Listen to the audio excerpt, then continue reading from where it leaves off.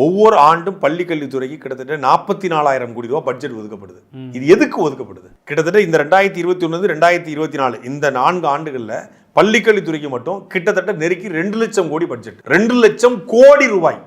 2 லட்சம் கோடி. 10 லட்சம் ரூபாயில அருமையான காம்பவுண்ட் கட்ட முடியும்.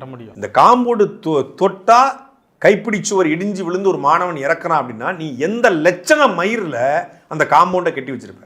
அதை கட்டின கான்ட்ராக்டர் யாரு? அவன் மதிய உணவு சாப்பிட்டுட்டு இருந்திருக்கிறான். இவங்களுடைய இது ஒரு மரணம்னு சொல்ல முடியாது. இது கிட்டத்தட்ட ஒரு படுகொலைக்கு சமம். இவன் இந்த ஒழுங்கா அதை கட்டியிருந்தா, ஒழுங்கா கான்ட்ராக்ட் போட்டிருந்தா இது போல விபத்துகள் நடைபெறாது. இது முழுக்க முழுக்க இந்த அரசினுடைய இந்த ஒப்பந்தக்காரருடைய தவறு.